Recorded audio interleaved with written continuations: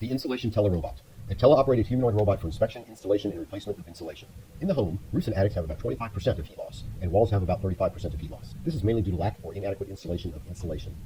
The current approach for addressing this involves installing insulation, which relies on someone to physically climb up into the attic, which can be a hot, dusty, cramped, and unfriendly environment. They don't usually have a floor to stand or crawl around on, so this makes it a risky and dangerous place for the average person to be in. Wearing personal protective equipment may be helpful in some aspects, such as protecting from breathing dusty air, but this also has trade-offs, such as blocking and reducing visibility, making it harder to hear, and trapping heat in the suit in an environment that may already be very hot. Getting overheated, tired, sick from the attic environment, or just needing a break from lunch or to use the bathroom require having to vacate the attic and return later if that's feasible.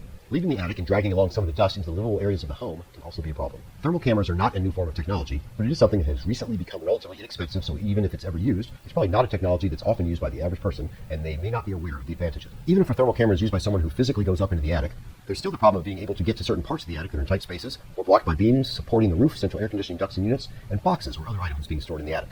By using a humanoid robot that's smaller than the average adult, consisting of a pair of arms, a head, its own removable neck, and without legs, it can be used to crawl around in the attic to leisurely install insulation.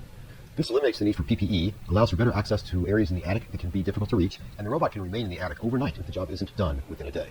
Rather than trying to create something up front that's autonomous, our plan is to initially remotely control it, which can be done by an on-site teleoperator or off-site teleoperator via the internet. At the same time, we can collect data from the operation of the robot for various uses, mainly to use as training sets to explore machine learning and automation endeavors. Once in the attic, it can be used to install a temporary rail for it to more easily move from one end to another or between locations and the attic entrance, so materials like fiberglass can be passed onto it. We are currently in discussions with Poly Robotics in France to develop their existing product into a custom robot suitable for working in attics. At first, we plan on focusing on homes, and as we become more familiarized and experienced, we plan on moving to use in commercial and industrial settings. Families who want to save on energy bills will be our first market.